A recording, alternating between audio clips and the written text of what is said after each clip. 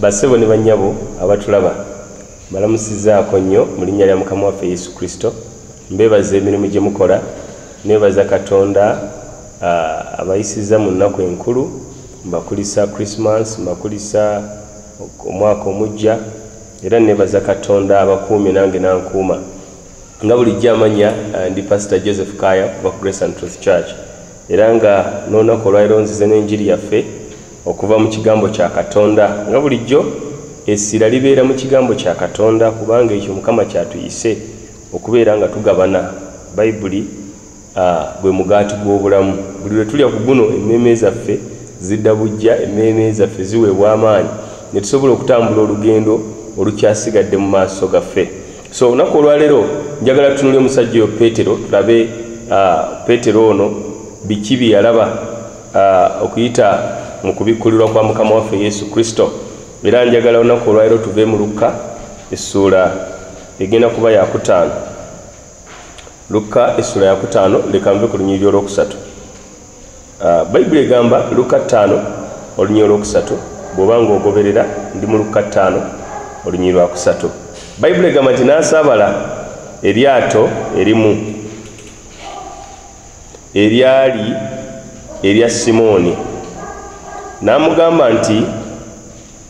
n'amugamba okulisembezaayo katono okuva ku ttale, n'atuula n'ayigiriza ebibiina mu lyato. Bwe yali ng'amaze okwogera, n'agamba Simooni nti, sembeza buziba, musuule emigonjo gyammwe muvube. Simooni n'addamu n'agamba nti, Omwami, twateganye okukeesa obudde ne tutakwasa kintu, naye olw'ekigambo kyo n'asuula emigonjo. Awo bwe baakola bwe batyo ne bakwasa ebyennyanja bingi nnyo nnyini, emigonjo gyabwe ne gyagala okutuka. Buli olunyiriri olw'omusanvu Bayibuli egamba nti ne bawonya bannaabwe mu lyata eddala bajje babayambe. Ne bajja ne bajjuza amaato gombi, n'okukka ne gaagala okukka. Buli olw'omunaana nje tugenda lusimbako nnyo essira omulundi ogwaleero nga tugabana ekigambo. Olw'omunaana lugamba nti naye Simooni Peetero bwe yalaba n'avunnama ku bigere bya Yesu, n'agamba nti, ndeka, kubanga ndi muntu alina ebibi, Mukama wange. Buli olunyiriri olw'omwenda nti kubanga yawuniikirira ne bonna abaali naye olw'ebyennyanja ebingi bye bakwasizza. Kakati nina kyenjagala okukulaga wano. Olugero luno lulina ebintu bingi nnyo bye tusobola okululabamu, naye njagala kusooka kukulaga nti omusajja ono Peetero, Bayibuli ekulaga nti yali agezaako okuvuba n'atakwasa kintu kyonna. Peetero bw'abanga avuba teyagezaako ddakiika ntono n'addukawo, naye Bayibuli egamba nti ekiro kiramba nga bagezaako okuvuba, bagezaako okukwasa ne batakwasa kyennyanja kyonna. So Peetero bw'aba businessman, mutwale nga businessman, feriya agezezzaako ebintu ne bikola ki? Ebintu ne bigaana. Era Bayibuli egamba nti Yesu agenda okujja okumusaba eryato, n'amugamba nti ku lyato lyo mbuuliremu enjiri, amazima ng'eryato liremeddwa ebyokuvuba. Mukama waffe yeebazibwe. Kwegamba amugamba ku lyato naye ng'era terina kyerikola. Kuba Bayibuli ekolaga nti yali alivuddemu, ali wali ali mukoza migonjo, kati Yesu asanga eryato liri awo, abavubi balemeddwa okukwasa. Peetero kyava amugamba nti eryato liri awo. Kakati wuliriza, kino kikulaga nti Yesu akwata baferiyazi n'abafuula abantu abeegombesa, addira abasirusiru ab'ensi n'abafuula abagezi, asobole okukwasa ensonyi abagezigezi. Kati kiri kye nababuulira ne mbaga nti Katonda waffe alwanagana n'ab'amalala naye abawombeefu abawa ekisa. Kati ono omusajja atalina kyasobola, emirundi egisinga Katonda anyumira okukozesa abantu bwe batyo, bano abagezi ennyo basobole okuba nga batoowazibwa. Katonda kyatunoonyaamu kwe kwetoowaza mu maaso ge. Kyova olaba enjiri eno ey'ekisa buli lwe tugibuulira ngezaako okubagamba ensonga eyo y'okwetoowaza, okukkiriza mu maaso ga Katonda nti ffe tuli boonoonyi abatasobola kweyamba awatali musaayi gwa Yesu, awatali kuyambibwa saddaaka Yesu gye yawaayo ku musaalaba omulundi ogumu. Kati nkulaza omusajja ono yajjanga feriya, naye gye tugenda okumalira Yesu agamba nti okuva leero nina kufuula omuvubi w'abantu. era kano akabonero ke yamulaga ng'akutte ebyennyanja bingi yali amulaga nti bw'obadde toli nange obadde tokwasa naye bw'onootandika okutambula nange ogenda kutandika okukwasa ebyennyanja okutuusa obutimba lwe bunaakutuka ogenda kutandika okukwasa okutuusa amaato lwe ganaayagala okugwamu ekyo nno kikuzeemu amaanyi gwe awuliriza enjiri yaffe ey'olwaleero nti bw'oba obadde okola ebintu nga biganye ebintu nga bifiira mu kkubo nga buli kyokwatako engalo kifiira mu ngalo zo ekiseera kye kino oddemu otambule ne yesu bw'onootambula ne mukama waffe ye katonda addira baferi abatakwasa ne baddamu okukwasa ye katonda addira abantu abadde batuuyana naye nga tebalina kye balaga yasanga Petero talina kyalaga naye agenda omuggyako engalo nga lyato lye lyokka si lye lijjudde naye bayibuli eganga n'eryaba ne n'eryata eryokubiri lijjudde ekyo nno kinsanyusa kiraga nti katonda waffe he is a god of provision katonda atugabirira ekyo muzikirize nkiveeko olw'obudde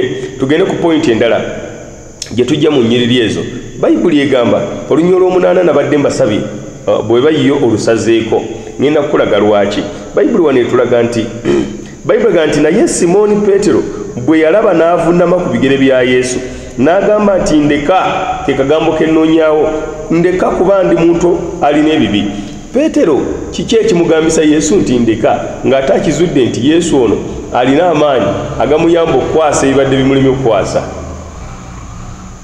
ekibuuzo kyenjagala okubuuza what did Peter see Peetero yalaba ki ekyo ekimugambisa Yesu nti nkola ki nti ndeka nina kye ngenda okukulaga oba oliawo kyobadde tolabanga mu nnyiriri ezo ekisookera ddala Jesus Christ was revealed to Peter as the Son of God ngenda kukulaga lwaki Peetero bayibuli ekulaga nti baali ku nnyanja ne Genesareeti avuba naye saagala weerabire ettutumu lya Yesu bayibuli ekulaga lyali limaze okusaasaana ku mbiri zonna ezeetooloddewo era Abagenesareeti baali baawulira dda ku nnabbi ono omupya eyali akola ebyamagero azuukiza abafu atambuza abalema kati Peetero Yesu agenda omuga nti mpa ku lyato lyo ng'omusajja amumanyiiko era agawaayi mukisa munene omusajja ono nnabbi ow'amaanyi okutulako mu lyato lyange naye nga Peetero alinga alowooza nti bigenda kuggweeraawo nnabbi ono agenda kubuulira enjiri amale agende makubo ge nange nkwate amakubo gange nkole ki ngende neewuliriza bayibuli ega nti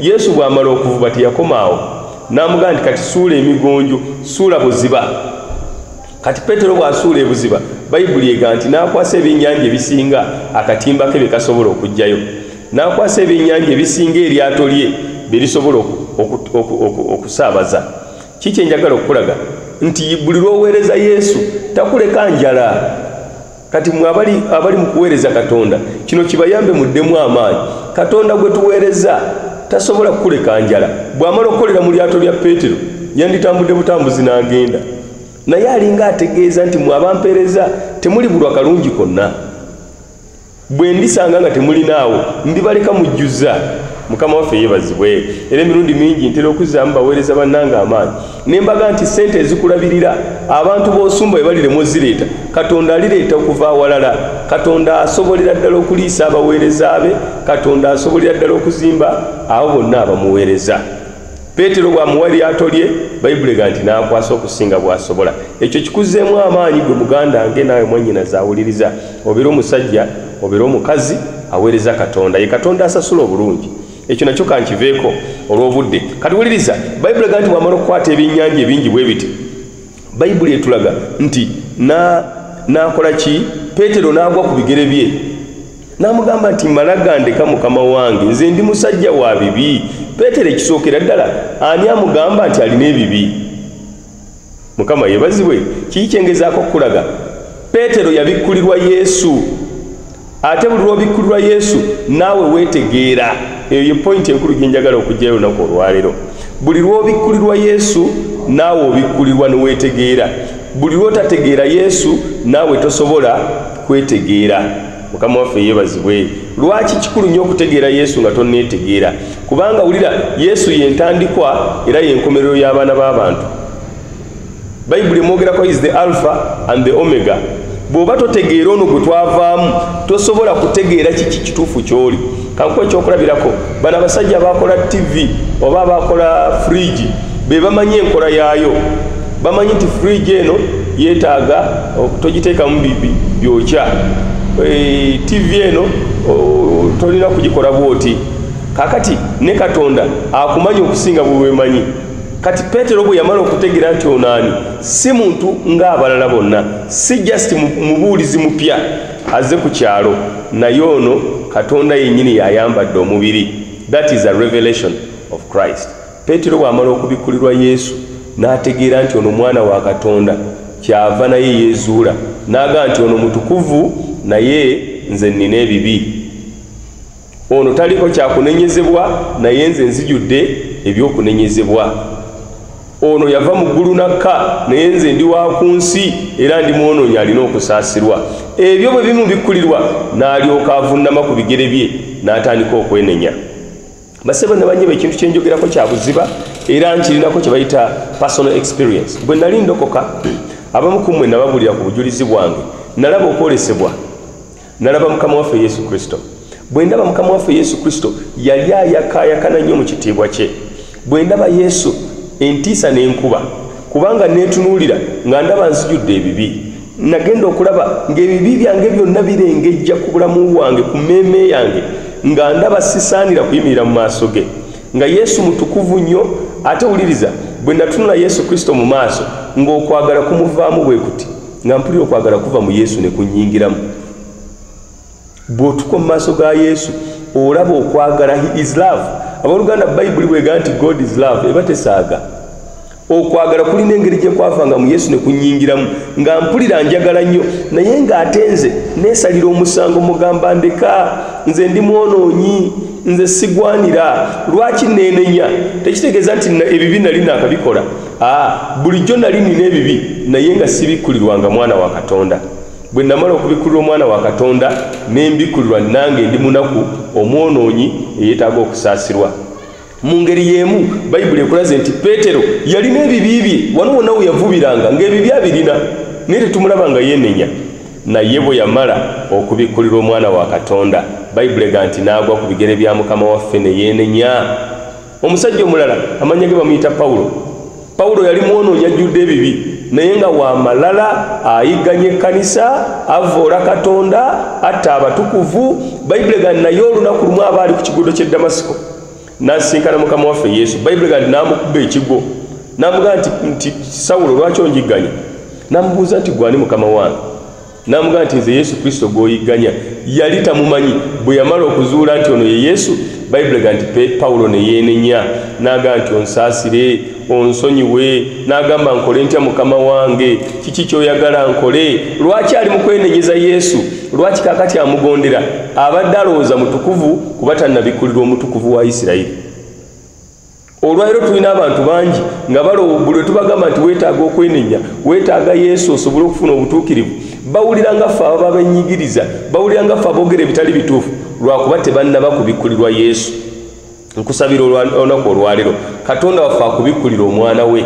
Buli abikkulira omwana we agwa ku bigere bye.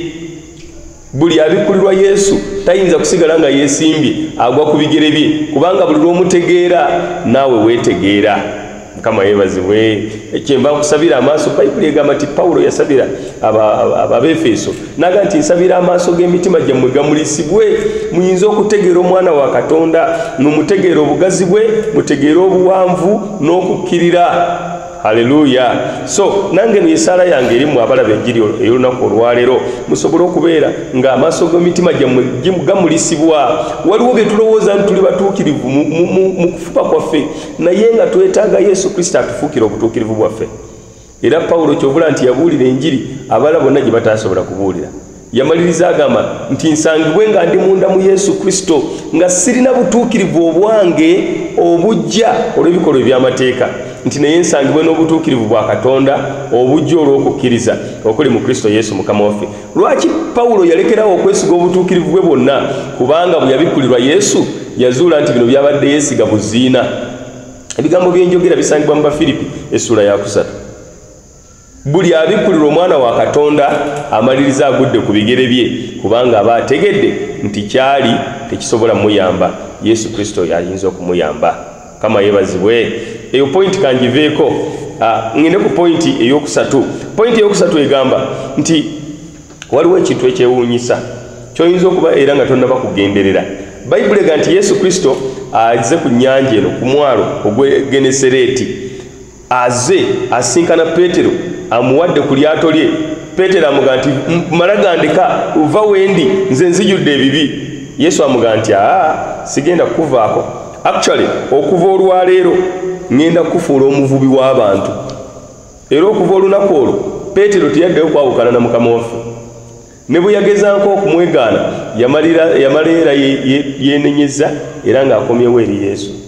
Ne bwe yaddayo okuvuba era yamaliriza yeenenyeza ng'akomyewo eri Mukama waffe Yesu. Naye nina kyenjagala okukulaga, kyekino kyenjagala okukulaga. Bayibuli ekulaga nti Yesu Kristo yaddayo ku nnyanja ey'e Genesereti. Abajjukira ebyawandiikibwa, Bayibuli ega nti yasanga omusajja yaliko dayimooni omungi, n'amubuuza nti gwani? Dayimooni n'amugamba nti yenze Lijoni, kubanga tuli bangi nnyo. N'agamba nti totuzikiriza ng'ekiseera kyaffe tekinnatuuka, lwakiri tulagire tugende mu mbizzi ezo.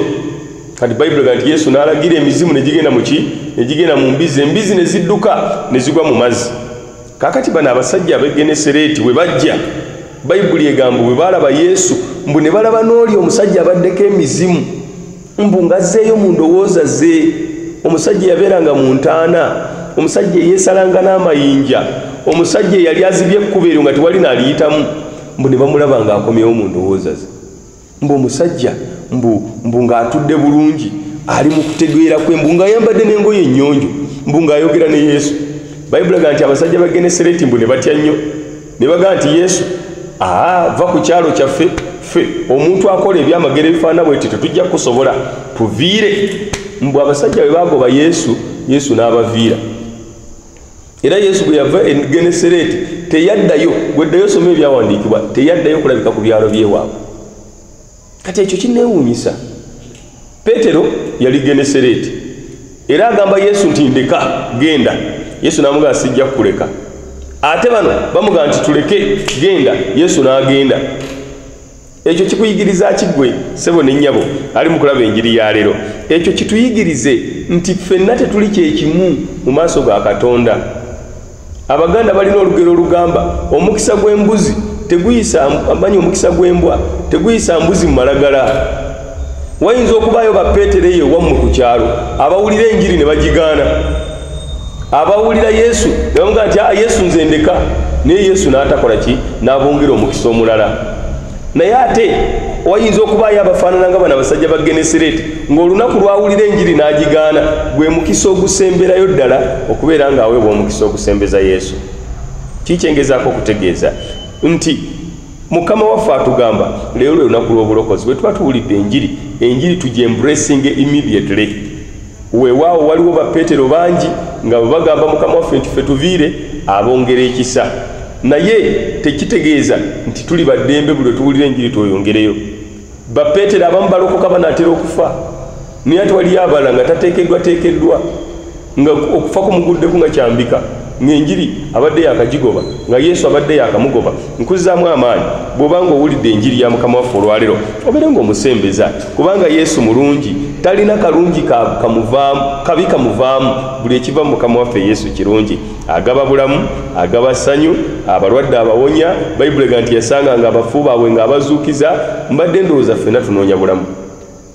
Kama yebaziwe. So nkwagaliza obulamu gwampuliriza 2:19 obeere mulamu n'abaagalwa abo babeere balamu n'ennyumba yeebeere ennamu mu linnya lya Mukama waffe Yesu Kristo. Gambako nti amiina. Amiina. So kankulage point eyokusatu nga nsemberera okumaliriza. Bayibuli ekulaga nti omusajja ono Peetero bw'agamba Yesu nti va wendi, depart from me, I'm a sinful man.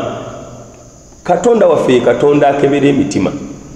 Peetero teyagamba Yesu nti va wendi olw'okuba tamwagala oba olw'okuba amukyawa.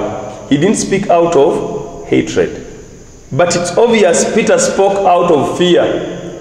Peetero bwe yalaba obutuukirivu bwa Yesu n'azuula n'obutali butuukirivu bwe, yeepimaapima ng'alaba tagwanira kuba mukwano gwa Yesu, tagwanira kuba ng'atambula wamu na Yesu.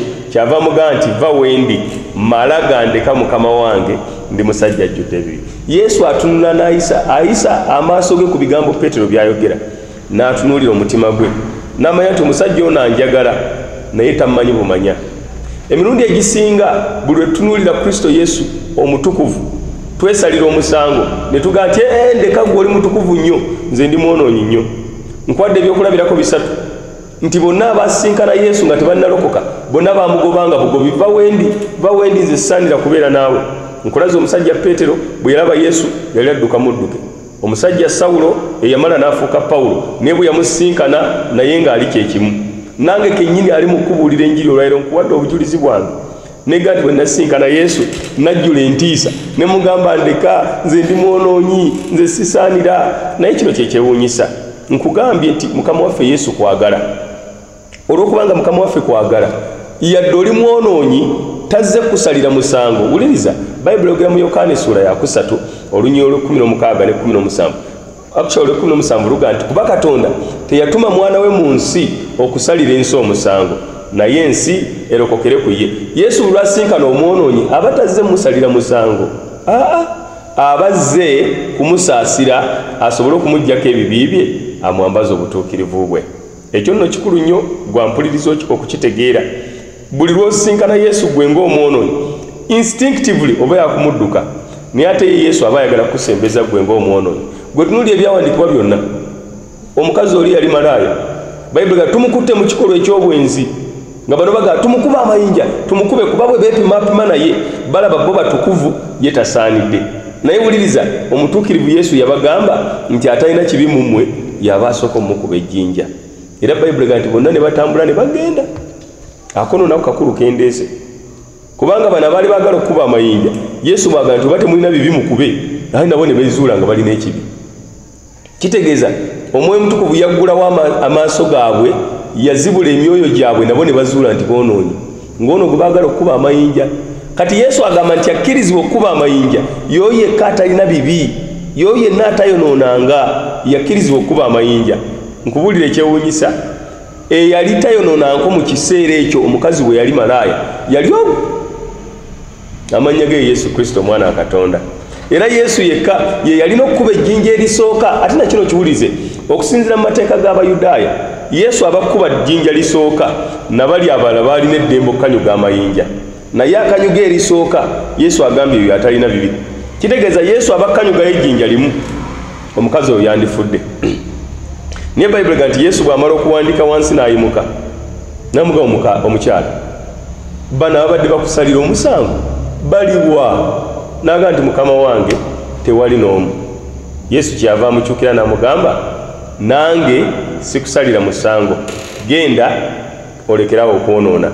Njagala okwewuunyisa, Yesu yandibadde aga nti kati bali tebakusalidde musango kuba boonoonyi, naye nze ngukusalira kuba nze sirina bibi, ate atalina bibi akkirizibwa okusala omusango. Naye agamba sikusalira ki? Sikusalira musango. Mu ngeri y'emu Peetero bw'asinkana Yesu teyamanya nti Jesus is love. Ono Yesu gyenzize kwagala. Era oluvannyuma Peetero bwe yamala okutambula ne Yesu enneeyisa eri Yesu yakyuka. Olwaleero nange enneeyisa yange eri Yesu yakyuka. Kyobula n'enjiri gye mbuulira y'enjiri eno ey'abaagala okudduka Yesu ng'amaga temumudduka, musembere gy'ali kubanga abaagala, musembere gy'ali kubanga tabasalira musango. Gwawuliriza gambako nti aleluya. Kakati wuliriza enjiri Bayibuli egamba, kankulage olunyiriri ebbaluwa ya Yokaana, ebbaluwa ya Yokaana esooka essula ya 4. 1 John chapter 4, let me read from verse 16. Bayibuli egamba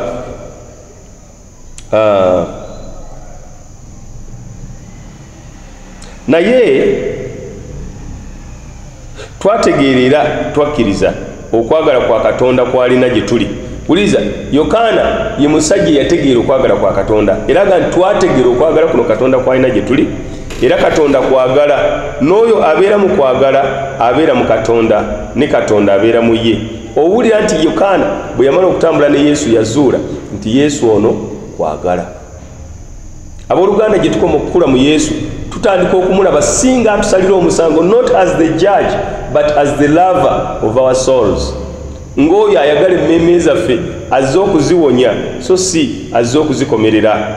uli olwe 17 mwekyo okwagala mwe kutuukirizibwa gituli tubeere n'obugumu mu lunaku olw'omusango kuba yenga bwali naffe bwe tuli mu nsi muno temuli kutya mu kwagala naye okwagala okutuukirivu kugoberera ebweru okutya wulira ey'oluzungu ekyogera nega nti there is no fear in love but perfect love casts out fear. Peetero ekimugobya Yesu ntiisa, entiisa ey'okuzuula nti mwonoonyi, entiisa ey'okuzuula nti ono gwennyimiridde mu maaso ge ye mwana wa Katonda, entiisa ey'okuzuula nti ono Katonda nze ndi muntu. Era naawe gwalaba olwaleero over 80 or 90 or 100% bw'olaba Yesu n'ajja yeesimba mu ddiiro lyo ky'osooka okukola kutya. Batono nnyo ku mmwe abali mu kulaba enjiri y'olwaleero nga Yesu bw'alabika mu ddiiro lyo odduka buddusi n'omugwa mu kifuba. Olulaba Yesu ky'osooka okulowooza bibi byo, olulaba Yesu ky'osooka okulowooza butasaanira bwo. Kati Peetero olwalaba Yesu kye yasooka okukola kuba miranga, nsaasira, sisaanira, va wendi n'ebirala. Naye omutume Yokaana bwe yayongera okutambula ne Yesu n'atulaga nti ono omusajja yali akyali muto mu Katonda, naye bwe yamala okukula agamba nti there is no fear in love. Mu kwagala temubaamu ntiisa. Abo bonna abakyalina entiisa ne Katonda baba bakyali bato mu kumutegeera era tebannaba kutambula naye. Ngenda kukulaga Peetero y'omu yamuddukanga ate kakati ng'adduka agenda gy'ali, si lwakuba takyalina bibi naye lwakubanga amaze okukula mu Katonda era amutegedde. Ngenda kumaliza na kino ekyawandiikibwa kisangibwa mu Yokaana essula ya 21. Yokaana essula ya 21, leka nkusomera olunyiriri olw'omukaaga. Bayibuli n'agamba nti musule emigonjo oluuyi lweri. Bayibuli olw'omusanvu lugamba nti awo omuyigiriza oyo Yesu bwe yayagalanga n'agamba Peetero nti ye Mukama waffe. Awo Simooni Peetero bwe yawulira nga ye Mukama waffe ne yeesiba olugoye kubanga yali bwereere ne yeesuula mu nnyanja, naye abayigirizwa abalala ne bajjira mu lyato ettono kubanga baali tebali wala n'ettale, naye emikono nga 12 nga bawalula omugonjo ogulimu ebyennyanja. Akati wuliriza kino kyewuunyisa. Peetero y'omu gwe nakulaze nti yavuba ebyennyanja n'agamba Yesu nti kola ki, nti ndeka. Kati ate Peetero y'omu Bayibuli ekulaga nti Yesu bw'amala okuzuukira ojja kuddeewo esomera essula ya 21 n'addira banne bano abayigirizwa bwe bamugambye okukulembera bavuba abantu n'abagamba tuddeyo tuvube ebyennyanja. Olaba nti ayonoonye, bakugambye mugende muvube ki, muvube bantu. Kati akulembeddemu ekibiina ky'abayigirizwa abagamba tuddeyo tuvube, ekyo ekibi aba ayonoonye mu maaso ga Katonda. Ekyokubiri, Yesu ono lwe yasembayo mulaba yamwegaana emirundi 3. Bamubuuza mu luggya lwa Piraato nti omusajja omumanyi? Ko ye nti omusajja simumanyi. Kitegeeza Peetero alina ebibi, naye Bayibuli nti Yesu bw'amala okuzuukira n'ajja ne yeesimba ku lubalama lw'ennyanja. Mbu Yokaana bwe yamulaba n'amugamba nti oyo nno ye Mukama waffe Yesu. Mbu Peetero bwe bamugamba nti oyo Yesu, mbu n'abuuka n'agwa mu nnyanja n'awuga ng'agenda eri Yesu. Nkubuuza kiki ekyabeerawo nti olubereberye Peetero bwe yawulira nti ono ye Yesu n'amuddukako n'amugamba nvaako, ate kakati awuga ajja gy'ali. Yesu ategedde nti anjagala, tansalira musango. Ategedde nti abalina ebibi balina okudduka nga bajja eri Yesu. Omuntu bw'akula mu Katonda ne bw'aba ebibi akyabirina obanga akyalina ebimulema adduka ajja eri Yesu ng'ava mu kibi ng'ajja gy'ali. Omuntu bw'aba tannaba kukula mu Katonda, tannaba mutegeera, buli lw'aba n'ebibi adduka ava eri mulokozi. Mumpuliza abooluganda, omulwadde tadduka ku basawo, adduka agenda eri basawo asobole okuwona. Yesu yagamba nti omulwadde yeetaaga omusawo. Mu ngeri y'emu abalina ebibi balina kudduka nga bajja eri Yesu, si kudduka nga bava ku Yesu. Kati wano Peetero bwe yawulira nti Mukama waffe Yesu azze, yandibadde ajjula entiisa n'agamba omusajja namwegaanye nga ndowooza tajja kuzuukira. Omusajja namwegaanye nga ndowooza tagenda kukomawo, omusajja ansangiriza. Omusajja yaŋŋambye bano mbatwale bavuba abantu ate nze mbaleese ku nnyanja kuvuba byennyanja. Naye Bayibuli gaabwe yamulaba n'adduka ng'agenda gy'ali. Haleluya. Olwaleero njagala kuzzaamu amaanyi gwe muganda wange ne mwannyinaze awulira enjiri ya leero. Ne bweba bikusobedde, ne bweba bikwonooneseeko bitya, jangu tudduke nga tugende wa Yesu ono. Njagala kukakasa Yesu ono kwagala. Yesu ono takusalira musango, agamujje gye ndi abakoye n'abazitoowereddwa nange n'abawumuza. Olunaku olwaleero oyinza okuba nga olina ebikuzitooweredde, njagala oddemu ebigambo bino wamu nange. Gamba Mukama wange Yesu, nkwebaza nnyo kubanga onjagala. Ndi munaku ajjudde ebibi, Mukama ebikyannema bikyali bingi. Oluusi ntambula, oluusi n'engwa, oluusi nnyimirira, oluusi n'engwa, naye ggwe maanyi gange. Olunaku olwaleero kyenva nzigulawo omutima gwange, oyingire mu bulamu bwange Yesu, nsaba ondokole. Nsabye obeere Mukama wange era omulokozi w'obulamu bwange, okutanula leero n'okutuuka mu bulamu obutaggwaawo. Mukama wange nkwekutte era nkusembeza. Weebale Mukama olw'okundokola. Ssebo ne bannyabo kuba amiina ennene bw'obanga okkiriza Yesu. Mbaagala nnyo, mbeebaza okutuulanga ne muwulira enjiri yaffe, era njagala bazzaamu amaanyi mugende ku YouTube mulayikinge channel yaffe, teekamu Dr. Joseph Kaya, ojja kulaba enjiri nezobadde tonnalaba nezowamiisinga, ojja kuba oziraba. Ne ku Facebook tuli ku Grace and Truth Church, ojja kubanga enjiri zino oziraba. Mbaagala nnyo, till we meet again, God bless you.